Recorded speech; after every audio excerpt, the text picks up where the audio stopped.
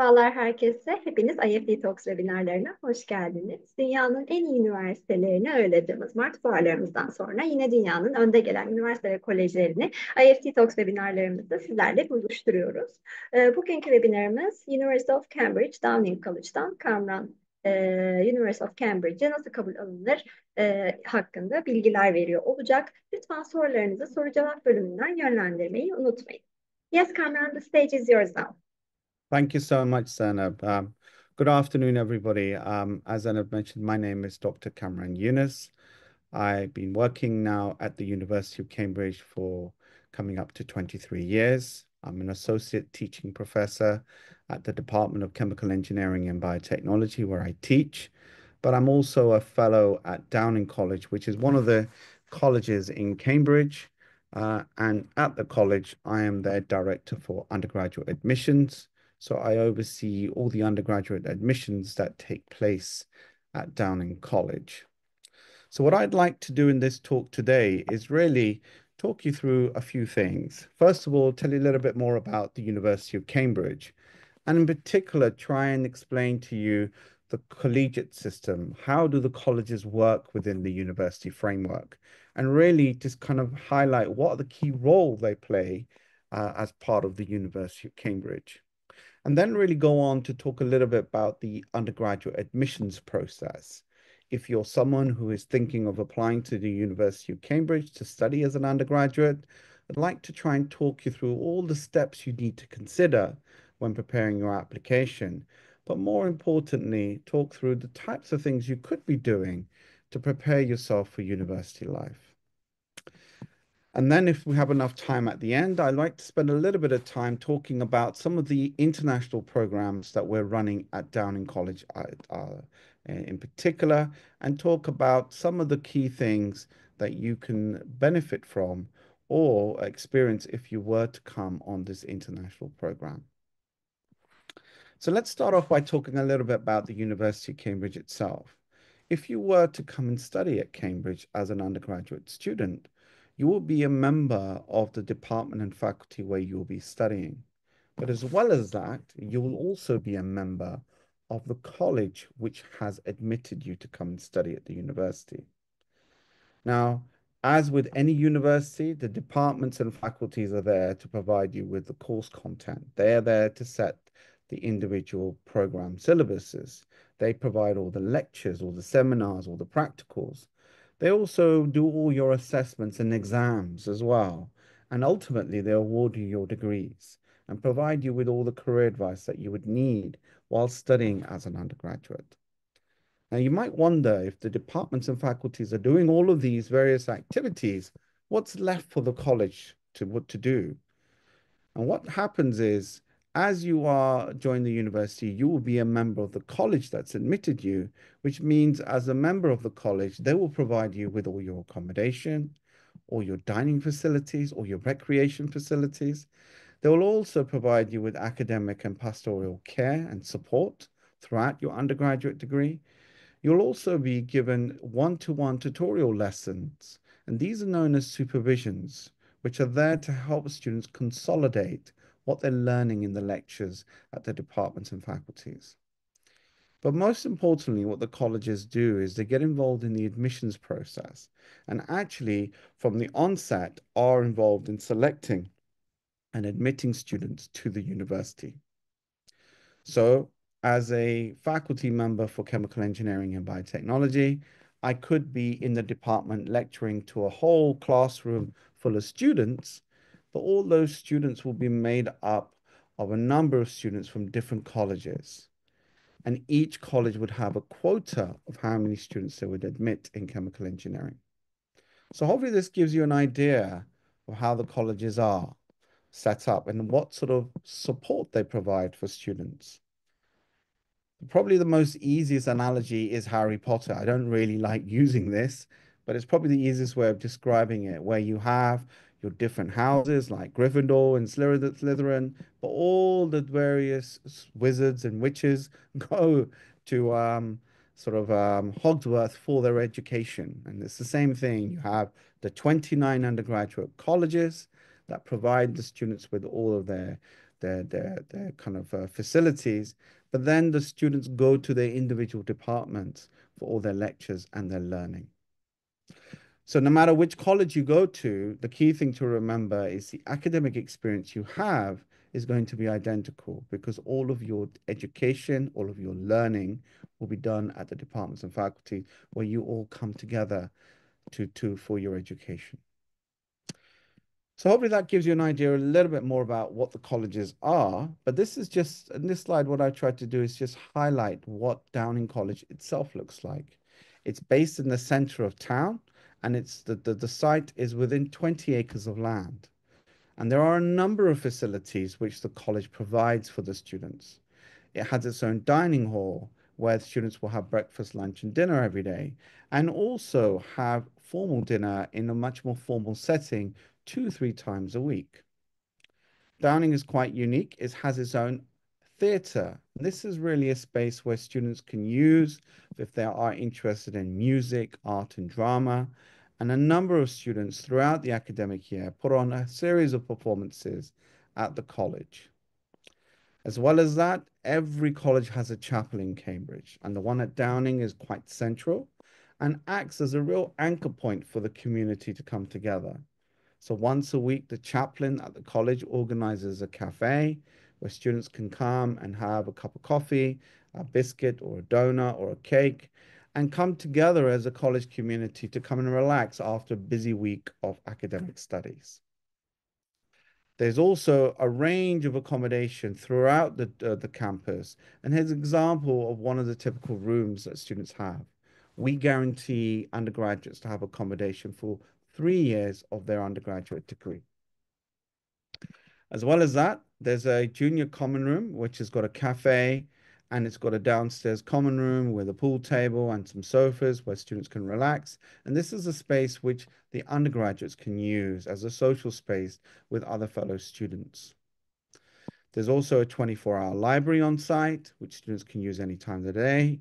There's 24-hour security on site. The college has its own art gallery, the Hyun Gallery, which puts on lots of famous exhibitions from artists all around the world. And again, the undergraduates can get involved in setting up those exhibitions. And finally, there's lots of open grounds in the college, which the students can use for a range of sports facilities. So hopefully this gives you an idea of the type of facilities a typical college provides and what they could possibly look like. Now, what I want to do is really go on to talk a little bit about undergraduate admissions and really talk about the steps you need to consider if you're going to be applying to the university.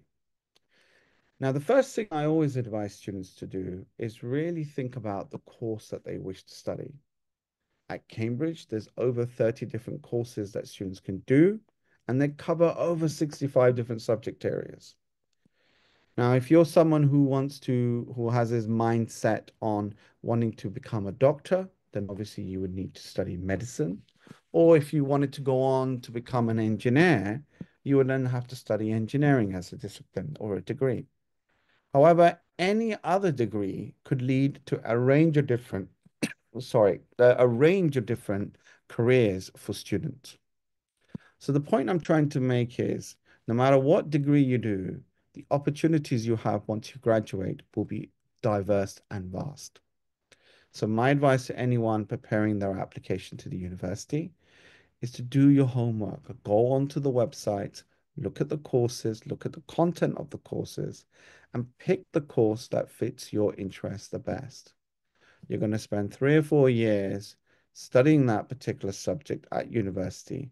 You want to make sure you pick the course that actually is something you're going to enjoy learning about.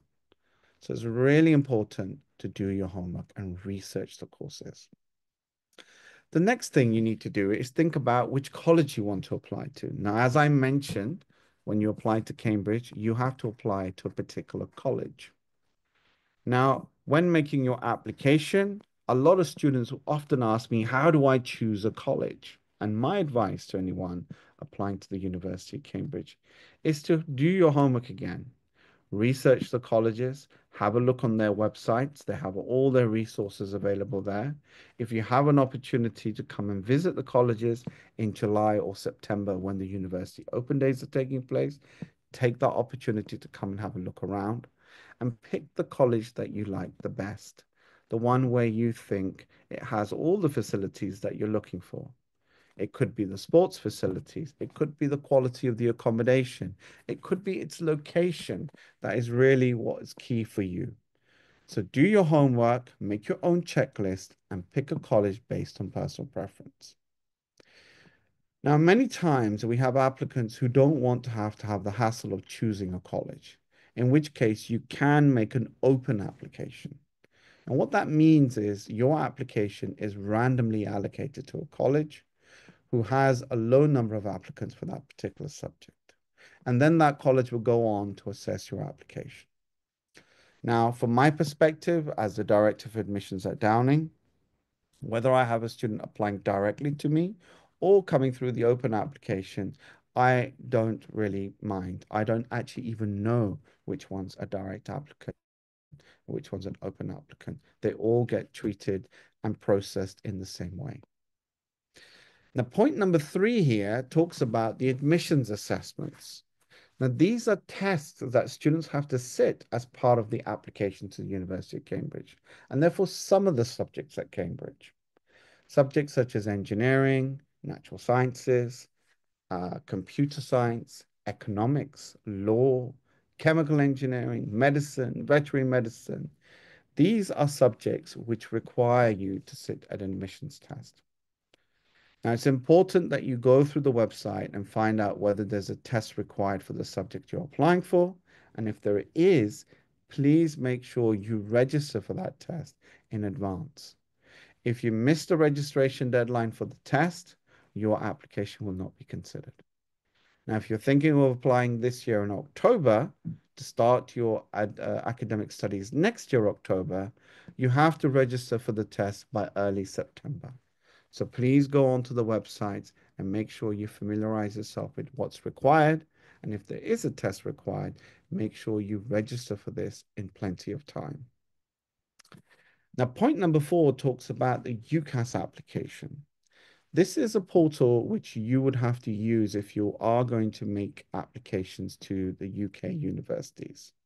Now, this portal opens up in September and it remains open all the way through to the end of January.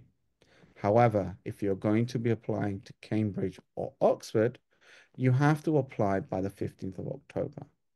And more importantly, you have to choose one of the colleges. You can either apply to Oxford or you could apply to Cambridge. You aren't able to apply to both institutions. Now, if you choose to apply to Cambridge, which I hope you would consider, and then you will be contacted by the university.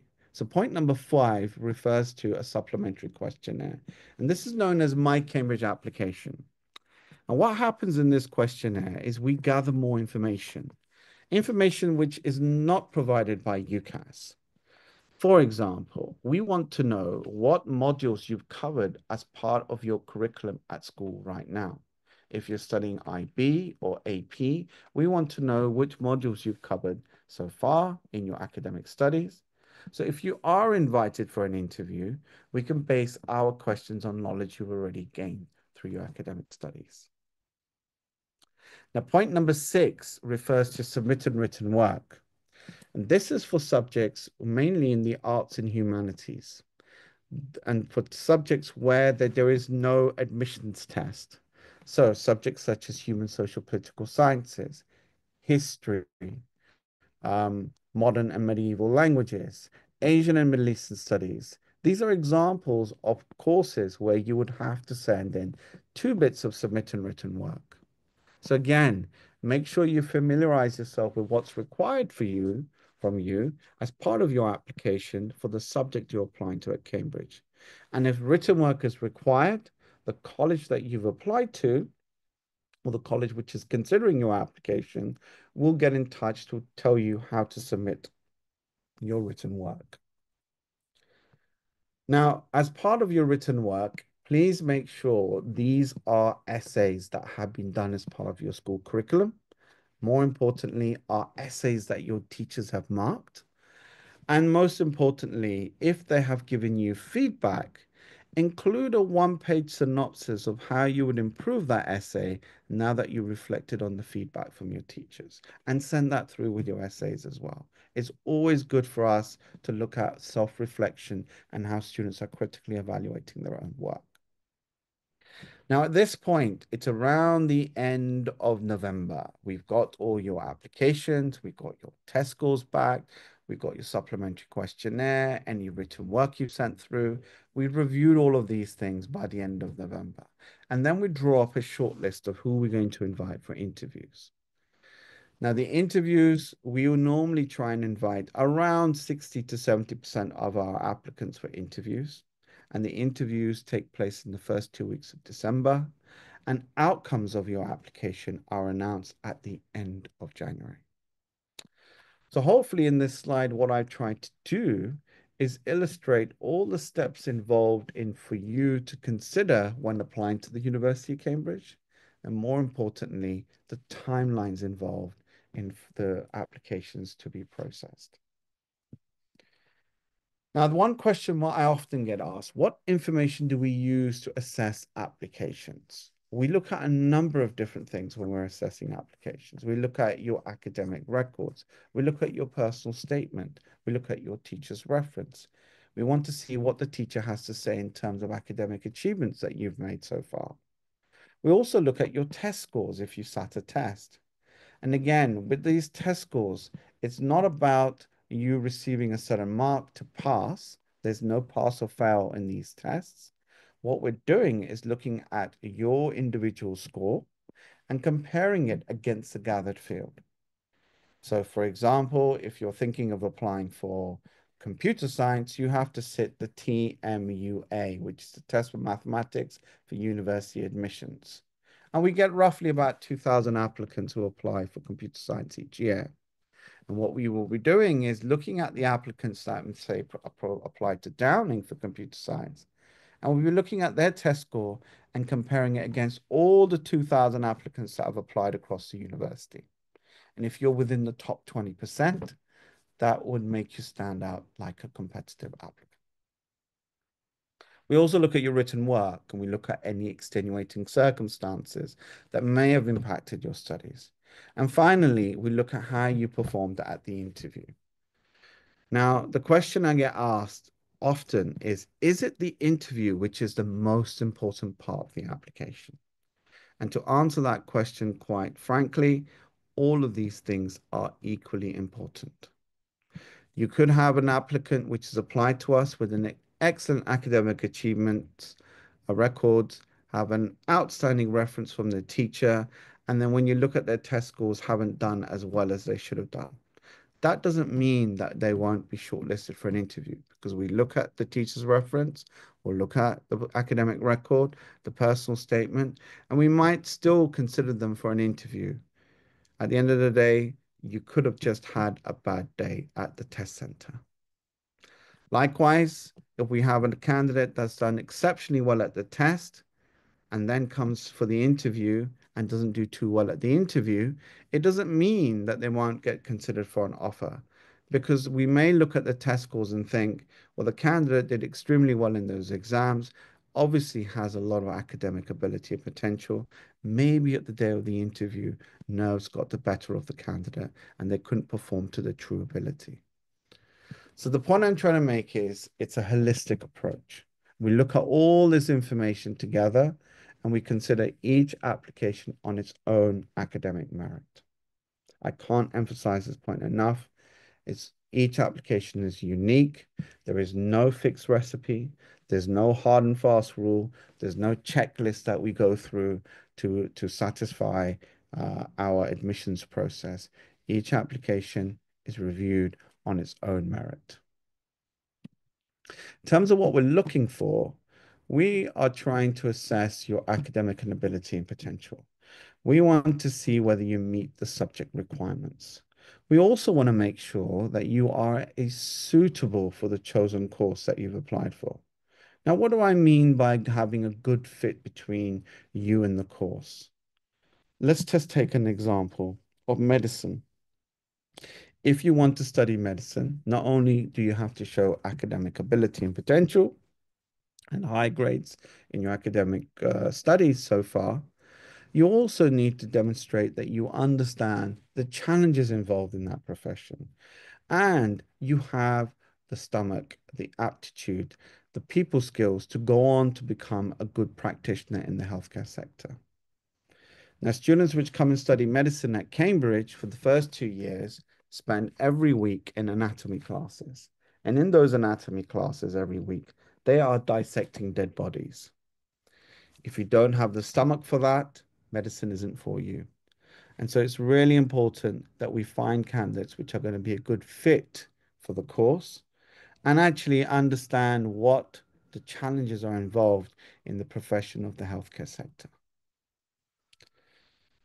Now, the things that we do not consider is things like extracurricular activities. So you could be an elite sportsperson who competes very competitively on national level. That's absolutely fine. However, it doesn't form any part of our application. We only assess on academic ability and potential, and we are only selecting students on academic merit alone. Your individual background, your individual school background has no relevance to your application. Just to kind of move on to talk a little bit about personal statements. This is an important part of your application that you have to complete on UCAS. Now, many students get very stressed about this. Now, what the UK UCAS system have done is they've introduced 3 questions, and these 3 questions are designed to get the students to focus on providing key bits of information that we're looking for in your personal statement. In essence, we want to see, why do you want to study a particular subject? How have you researched that beyond your school curriculum? What have you learned from that experience, and how has that helped you make an informed decision about wanting to study that at higher education? These are the sorts of things we want you to reflect upon when you're writing your personal statement. What we're looking for is evidence of academic ability and potential. We're looking for evidence of your suitability and motivation for the course. We want to see what kind of commitment and self-discipline you have for the subject. And if you're applying for subjects such as medicine or architecture, we want to see what kind of work experience you've done, what kind of vocational commitments you have completed leading up to applying for university. And when you're writing your personal statement, here's some key bits of advice. Think about specific evidence and examples of areas of interest and achievements, academic achievements that you could talk about. Think about how you can talk about things that you've done to research your course beyond your school curriculum. And whilst you're doing these 2 things, always ask yourself the question why you want to study the chosen course. And hopefully by writing this personal statement, you're going to give yourself an opportunity to really clarify your own thoughts about why you want to study a particular subject. And use this guide as a way to write your personal statement. My advice is write your personal statement, give it to somebody who isn't a subject specialist in the area that you're applying for. Ask them to read it, and then ask them, does it show why I want to study a subject? Does it show what I've done to research that subject? Does it talk through what I've learned from that experience, and how has that helped me make an informed decision? If your answer to those questions are yes, then you've done a good job in writing your personal statement. In terms of interviews, as I mentioned, they happen in the last 2 weeks, in the first 2 weeks of December. Now, you would end up having typically 2 interviews, and they would last around 30 minutes each. And you'd have 2 academic tutors who will be interviewing in each one of those interviews. And the whole idea of the interviews is about engaging you in academic discussion. Remember, if you are shortlisted for an interview, you have already gone through an extremely competitive selection process. The fact that you've been shortlisted for an interview means that we are very interested in your application and we want to explore it further. And remember, when you go in for your interview, it's about engaging in that discussion. We want to see how teachable you are. We want to see, can you take information and process it to come up with a discussion or an answer for the question? If you're coming for a science interview, we'll be asking you to solve a problem. It's not about how fast you can solve the problem. It's about the logic you apply in solving that problem that we're really interested in. If you're applying for an arts and humanities subject, we want to see how you're interpreting information and presenting your own opinions. So there's all that critical thinking and critical analysis of information, which is what we're trying to assess in these interviews. We're trying to assess, are you an independent thinker? And most importantly, are you someone who is teachable? So remember, when you come for your interview, it's not about knowing the answers. You will never know the answers to the questions which are being presented to you. It's about engaging in that conversation and through a discussion, come up with a discovery of what the answer could be through a collaborative discussion with your interviewers. And that's a good sign of a good interview, where you are engaging in that conversation and asking lots of questions and trying to learn something new from them during that discussion. So the question comes, what can you do to prepare for your university applications? What sort of things could you do to make sure you stand out as a competitive applicant? Now, the most important thing I could all advise anyone is to do supercurricular activities. Really go beyond your school curriculum to research your subject. Now, on this slide, I provided some examples. And these are all examples which are open, freely available resources that you can go and find online.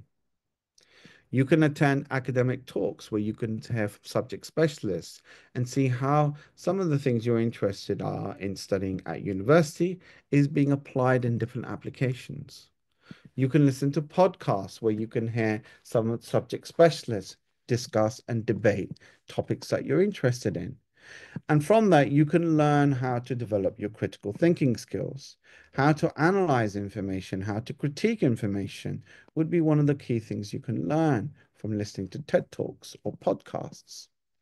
Reading around your subject to broaden your context around your subject is always a good idea. Joining any kind of academic society where you can explore your subject in a more interactive forum is always a good idea. Participating in competition and challenges where you can really engage in your subject on an advanced level and really challenge your understanding by competing with people on an international level is a great way of you developing your critical thinking skills. And last, going on trips and exhibitions, going to museums if you're interested in history or classics is always a good idea. The point is that these are all examples. You can take one or two of these examples and explore your subject through those mediums. Pick the ones that you're going to engage in the most, the one you're going to enjoy learning about your subject the most, and use that forum to really explore your subject and research it. So developing that broader context is developing that applied understanding of your subject, which is really what's going to help you stand out as a competitive applicant. And this is all I wanted to say about undergraduate admissions. I just wanted to spend a few minutes really telling you a little bit about the international programs we're running at Downing College. These are an example of a supercurricular activity. It's a 4-week course students can attend. 2 weeks of it's online and then 2 weeks of it's in person. And when you come for the in-person part of the course, you have an option to choose one of these 8 strands where you can attend the classes for the subject that you're interested in to study at university level.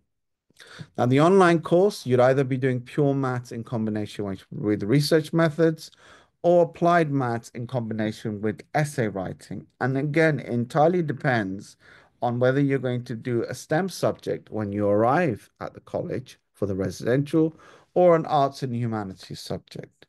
If you're going to do subjects such as economics or psychology, you'll end up doing applied maths with essay writing, for example. Now, what are we trying to do in this course? Is really give an opportunity for students to meet academics who teach undergraduates at the University of Cambridge and really be challenged about their understanding of this subject and really broaden their context around the subjects that they really want to study at higher education. The topics we cover are basically first year, pretty close to first year undergraduate level content, and it's really challenging for the students. However, what we want to do is get students to really put into context what they've learned so far in their school curriculums and apply it to problems which are much more advanced problems. And through that medium, develop that approach of developing a broader context around your subject and developing those critical thinking skills. Now, as well as that, the reason why we do the online course is we want the students to develop some core fundamental skills. And before you arrive on the residential, we want to make sure everyone's background in their maths or is to a similar level. But more importantly, we want to make sure that if you're going to be studying a STEM subject, that you understand how to analyze and research data. So this is why we ask students to do the research methods course. If they do the essay writing course, it's about how to structure an essay, how to research a topic without developing a bias, how to present two sides of an argument, and then go on to present your own interpretation and opinions, how to do this in a concise and efficient way in a form of an essay. So it's really helping you develop those key skills that hopefully will help you participate and engage in your lessons once you're there down in college. But also, these are good general skills that would help you no matter where you go to study as an undergraduate student. And at the end, what we want is when students finish the course after 4 weeks, is that they go away with a real appetite of how to continue researching and developing their understanding of their subject. On this 4-week program, it's not going to give you everything you need to prepare your university applications. However, it will give you all the right tools to try and explore your subject on an advanced level. And it's really down to you after that to continue exploring and researching your subject, which hopefully the program will help you develop that appetite for. As well as the kind of topics that you learn about in the classroom, we also get you to do a research project. And the idea of the research project is to really get you to put into context why your subject is so important. What we do is we try and find topics related to the Sustainable Development Goals on the UN Charter, which are global issues, and talk about how your subject could relate to any of those global issues. So last year, we picked 6 themes, and students can choose one of those to research their subject. And for example, if students were interested in sustainability, you could have a classroom full of students where some of them are doing chemistry and looking at carbon capture. Some of them are engineers and looking at sustainable process engineering as a concept around how you develop sustainable systems. Or you could even have someone doing psychology, looking at how consumer behavior plays an important role to develop more sustainable societies moving forward. So it's about putting into context your subject and really getting an idea of its importance in addressing the global challenges and needs for society today and tomorrow. Now, in terms of the academic program, it's very rigorous. You have lessons starting from 9 in the morning, and you are in the classroom all the way up to 6 o'clock in the evening. Every day you will have 2 academic tutors teaching you, one in the morning, one in the afternoon, followed by a series of coursework workshops, which would be run by PhDs and postdocs. And again, there'll be one in the morning and one in the afternoon. And finally, students will get to do their research projects at the end of the day, each day for about an hour and a half before going off to dinner and then having some time out to socialize and relax. In terms of cultural experience, when you come on the program, we organize a number of excursions for students so they can go and visit London, do interactive activities in Cambridge, and really get a taste of what it's like to live and study at the university. And ultimately, what we're trying to do at the end is give you an opportunity to experience what life's like at Cambridge, but more importantly, broaden your academic perspective about your subjects and really be challenged about your understanding by engaging in discussions with university academics and supervisors which teach undergraduates at the University of Cambridge. At the end, we also will provide you a certificate, which will give you a breakdown of how you performed. And from that, you can get feedback about your academic progress throughout the course. Finally, if you're interested in applying for the summer program, there is a QR code on the screen. Please do feel free to scan it. This will take you to the application portal where you can then register and apply for the course. But also there is an email address there from Summer@Dow, which will allow you to contact us.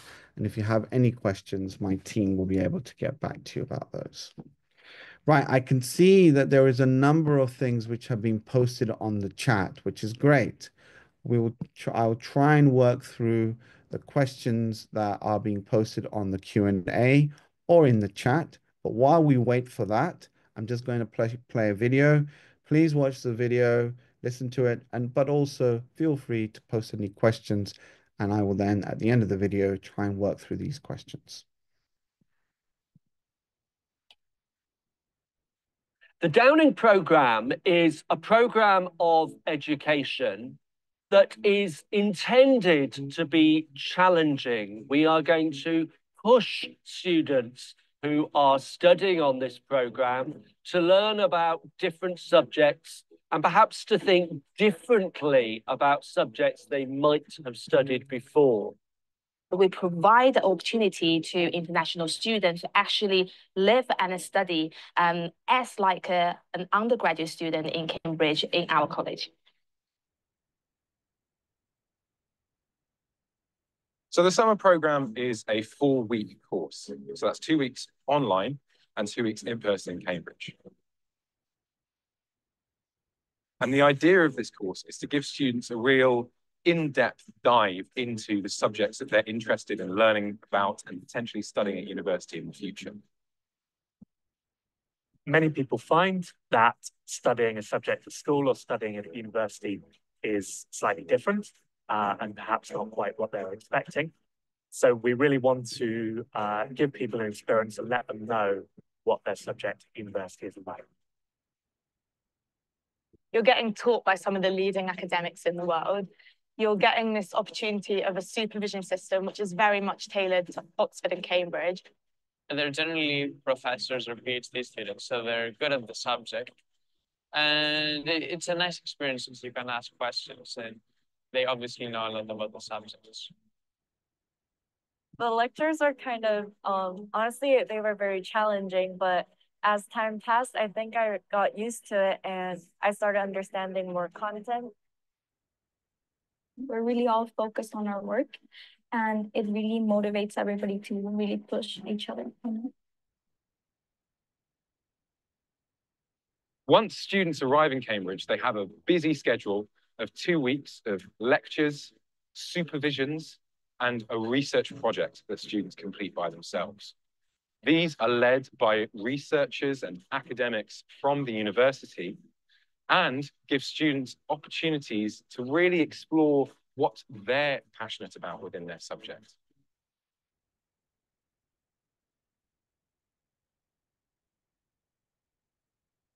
The courses and lectures are inspiring. We went to the engineering department in Cambridge and we visit a lab which is focusing on the deforming of metals. They can really expand their ideas and knowledge by learning from their experts that live in this wide community that is Cambridge. In this summer program, you can easily find out that there are so many different people come from different countries. Like my students seem to have integrated really well with the others, and seem to have hopefully formed long-lasting friendships with one another. In the summer program, we've had evening activities, such as games, pub quiz, karaoke. We had a Cambridge trip where the students get to visit Cambridge, the King's Chapel, the Fitzwilliam Museum. They've gone punting. we did many excursions. I think about 3 excursions in total. And my favorite one is yesterday's trip to the botanical garden. The activities just fulfilled our lives here.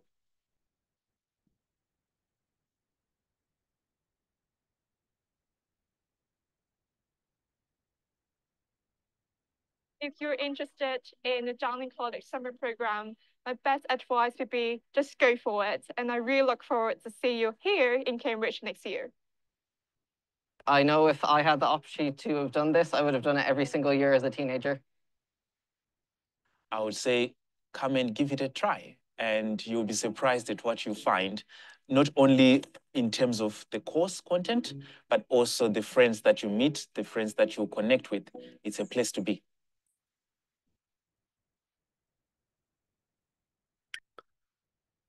Okay, hopefully you all found that video quite useful, and it probably gives you a bit more of a feel for what the program's all about. I'm now loading up all the questions that have been posted. Thank you for all the questions that you've been putting up or using the Q&A feature. I'm just going to work through some of these questions and try and see if I can work through all the common themes that people have been asking about. One question that has come up is, how have Cambridge's admissions priorities evolved over the years in terms of competency or achievements that they look for in prospective students? I've been involved in admissions now, coming up to more than 10 years. And in terms of how we go about assessing application hasn't changed much. The only thing that has happened over the years is we've introduced these admissions tests. And the reason why we've done that is to help us really focus and identify applicants which are going to be making competitive applications to the university. So the only thing that's really changed is using these tests to doing some sort of pre-selection of who should we invite for interviews. But apart from that, what we're looking for in terms of academic ability and potential has always been the same, and that hasn't changed much. Next question that's come up. Do you have any suggestions to write a convincing personal statement? My advice when you're writing your personal statement is to keep it direct, keep it to the point. A lot of students spend a lot of time thinking of that first opening statement, that first sentence. And sometimes they overdo it. They write a really kind of detailed first opening sentence with lots of complicated words.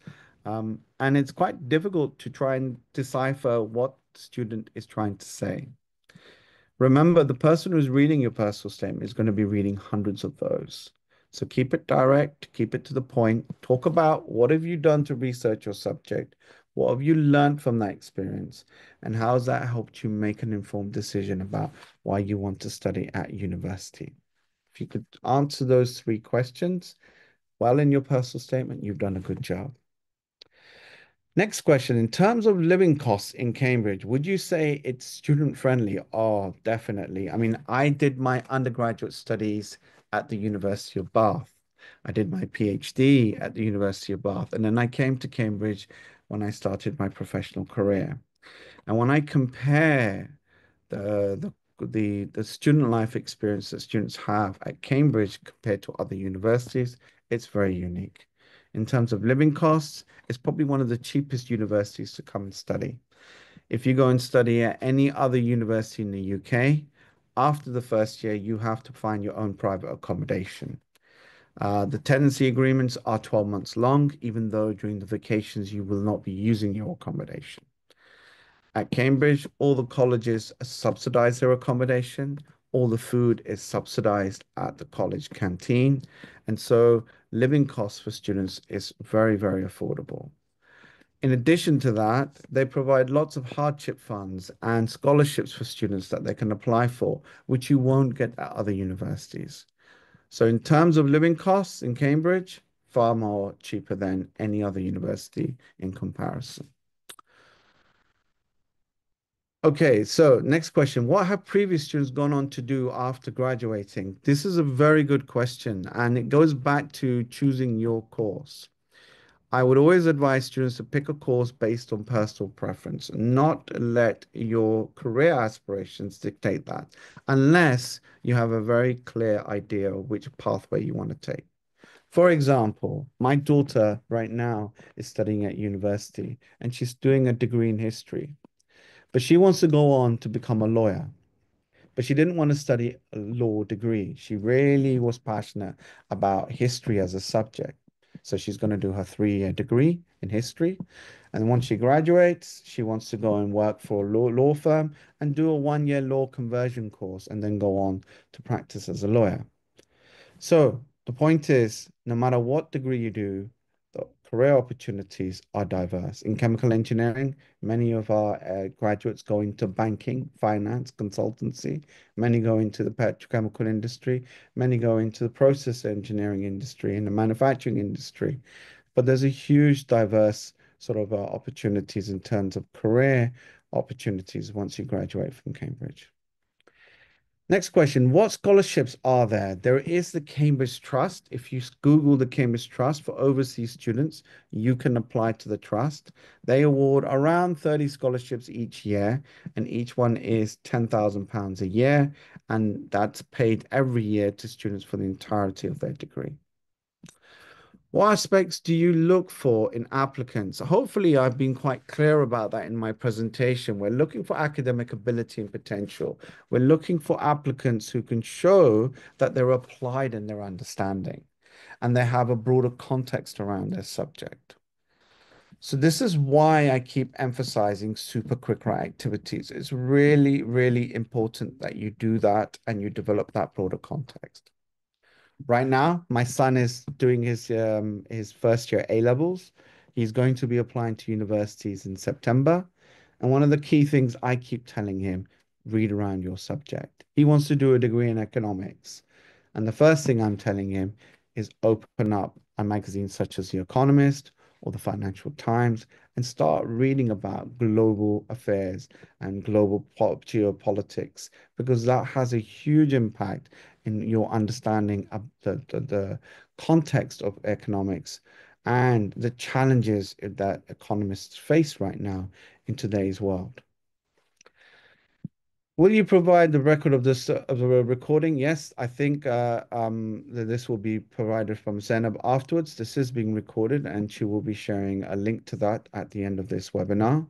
What is the best way to demonstrate and provide evidence of supercurricular activities? Talk about them in your personal statement. If there is something you've done that your school reference can refer to, include that. You don't need, all you need to do is discuss in your personal statement, what have you done to really research your subject?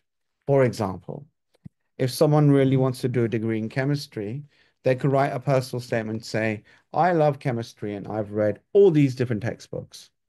That's great to show that you've read all these literature, but it doesn't tell me anything. So what I'm talking about supercurricular activities, what I'm talking about is you really stop and think about how you have been impacted by that activity. In the case of reading lots of textbooks, pick one of them and talk about what is it that you really enjoyed about that textbook? What did you learn from reading this book? And how has that helped you develop an interest in the subject and helped you come to an informed decision about wanting to study at higher education? So it's important not to show, to demonstrate and provide evidence of supercurricular activities. What's more important is to show what you have learned from that experience and how has that helped you further your understanding of the subject, which is more important. And that's what we want to see when we read your personal statement. Does your major require an independent study or a capstone project? That's a very good question. I think capstone projects are like doing sort of EPQ equivalents. So these are for, I think, sometimes for the IB curriculum. My advice is, yes, you should do some independent studying and you should do things such as a capstone project, which again is an example of a supercurricular activity. It's developing that broader context around your subject and really researching it to see what is it that you really find fascinating about the subject. Next question, can you inform us about the MSc programs for engineering and how we can apply? That's a good question. If you're a postgraduate student and you're looking to do a master's degree or a PhD or something like this at Cambridge, the application process is slightly different. You have to apply to the department and faculty where you want to study. So there's a number of MPhil courses that the engineering department run. You would need to apply to the engineering department and they will then select you on the course. If you are successful in being offered a place to come and study the master's course, then you will be allocated to a college and you will provide a preference of which college you'd like to go to. And then you would get an offer from one of the colleges and then you'll become affiliated to the college. Next question, how easy is it to find summer jobs and other kinds of work through your school? Oh my God, definitely. I mean, if you are studying at Cambridge, students every summer do internships. And employers, the top employers across different sectors, come to Cambridge to set up careers fair events where they are actively recruiting Cambridge graduates or undergraduates to come and work in their companies. When as a director of studies for a number of years, I have had many students who I've been looking after, and every summer I've seen them go off and work in the banking sector, the financial sectors, in consultancy, in manufacturing, done a lot of travel around the world and worked for companies in different parts of the world as well over their summer vacation. There's huge amounts of options there that you can explore. Next question, what is the difference between studying the same department in different colleges? And which college do you suggest for someone who is interested in studying natural sciences? Okay, so no matter which college you apply to, you will go and study your degree at the department.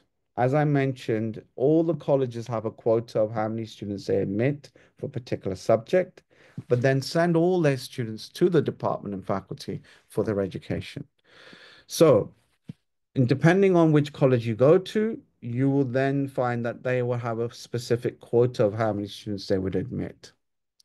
In terms of which college is best for natural sciences, that's not the right question because they're all equally brilliant for natural sciences because all of the teaching is not done at the college, it's done at the department. So no matter which college you're at, your academic experience is going to be identical.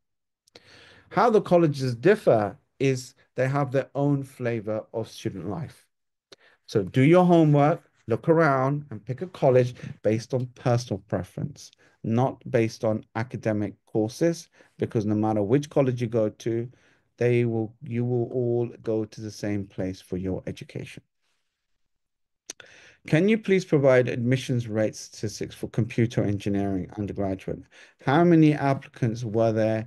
How many allocations were available for international students? Right, for computer science, there's no quota for overseas students.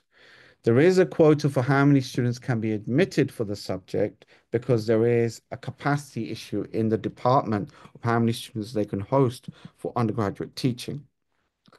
From memory, I think they look to admit close to 200 students each year.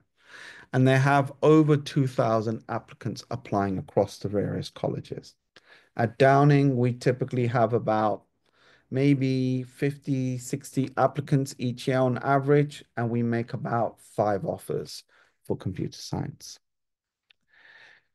Can we apply through any agent for the summer programs? If you are someone who is interested in applying for the summer program, please, you do not need to go through any agents whatsoever. My advice with anyone wanting to do a summer program at Cambridge, number one, do your homework. All of the summer programs, if you Google summer schools, Cambridge University, you'll find hundreds of them. 99.9% of them are private companies. They're not run by the university. They are bogus companies which are offering academic programs which have nothing to do with the University of Cambridge, have no affiliation to the university. The one that we're running at Downing College is a genuine program run by the college itself. It's one which is affiliated to the college, which is in essence part of the University of Cambridge.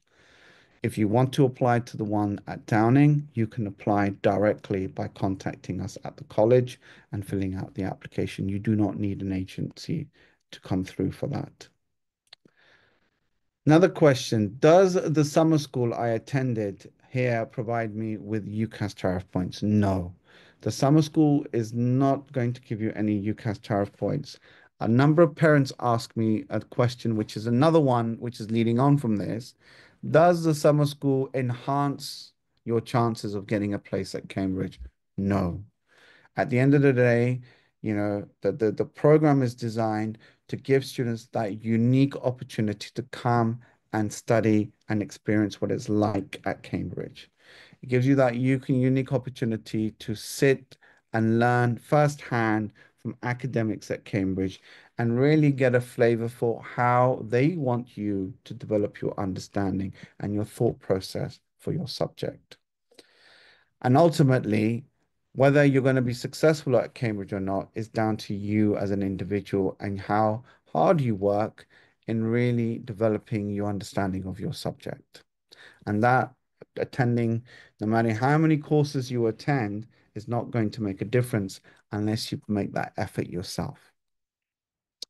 Right, we're down to the final question.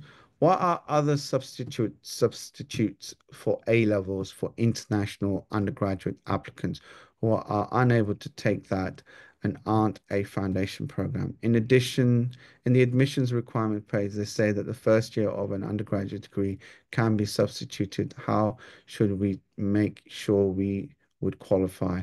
Would you recommend reaching out to colleges individually to find out what qualifications we can add prior to the application? For the person who's asked this question, my advice would be to contact the college you're thinking of applying to discuss your individual situation. In terms of what is valid for meeting the admissions requirements at Cambridge, we only accept applicants which are applying with A-level qualifications or IB qualifications or AP qualifications. In addition to that, there are other qualifications we accept. So for example, the French baccalaureate, for example, the local German qualifications, for example, the Hong Kong diploma in Hong Kong, but there are exceptions to that. However, if you're doing the Turkish diploma in Turkey, that unfortunately will not meet the entry requirements. You would need to supplement that with either A-levels or 3 A-levels or IB curriculum, where you can achieve an overall score of 42 with a 776 in your higher level subjects, or with 5 advanced placements with a grade 5 in all 5 of them in the relevant subjects. But my advice to this person who's asked this question is to contact the college that they're thinking of applying to and discuss their individual case, and they should be able to help you. Right, I think we are bang on 1 hour here. We've managed to do the whole webinar in 1 hour, which is good. Yes, Cameron, thank you so much. Also, we have a couple of questions in the chat box. Could you please go with that section and answer yeah, them as well? okay. I'll have you. yeah. Can we apply? Okay, we talked about that. Can you please provide admissions statistics? I've covered that. How many Turkish students do you have for undergraduate programs currently? To be honest with you, I haven't seen many applicants from Turkey in the years that I've been the admissions tutor at Downing. We do get applicants from Turkey applying, but not many. But one thing I have noticed this summer is that a lot of students from Turkey are coming to the summer program at Downing College. We've had a huge amount of interest in the summer program from students in Turkey. And I'm quite impressed with my visit. I was recently in Istanbul at the conference organized by the IEFTS people at the conference with them, with Zeynep. And I got to meet a lot of the school counselors in Istanbul and other cities around Turkey. And it's really impressive to see that many of the schools, the international schools, are following the IB curriculum or using the AP curriculum as well as the A-level curriculum. And so, as long as you meet the entry requirements, you are doing qualifications that meets the entry requirements, you should really consider applying to Cambridge if you're someone who can show academic ability and potential. Does the summer school I attend, we talked about UCAS tariff points. Unfortunately, this doesn't provide that. Okay, I think we've gone through all the questions in the chat as well. So I think we are now coming to the end of the webinar. Yes. Thank you very again. much for the great presentation, Cameron. It was great. And you covered all of the questions. Thank you for your answers as well. Yeah, that was quite a marathon, but I'm pleased I managed to get through this. Thank you so much. Also, could you please share an email address on the chat box, so if the attendees have further questions, they can contact you directly. Yeah, so this is the QR code. If they scan that, that'll take you to the website. And there's an email address there for summer@dow.cam.ac.uk if you're interested in finding out about the summer school. If you wanted to find out about admissions, just replace summer with admissions@dow.cam.ac.uk, and that will put you in touch with my staff who deals with undergraduate admissions. Yes, thank you very much. I also would like to thank the participants as well in Turkish. Katıldığınız için teşekkür ederiz arkadaşlar. Umarım sizin için de faydalı bir webinar olmuştur. Downing College University of Cambridge ile ilgili diğer sorularınız için chat kısmında paylaşılmış olan ekranda görmüş olduğunuz e-mail adresinden Kamran'la ve diğer ilgili kişilerle iletişime geçebilirsiniz. Bir sonraki webinarlarımızda görüşmek üzere. Thank you very much again, Kamran. It was a pleasure to have you in IEFTalks. Thank you, Zainab. And to all the students, best of luck with your academic studies. And thank you again for joining the webinar. Thank you. Take care. Bye-bye. Bye, everyone. Bye.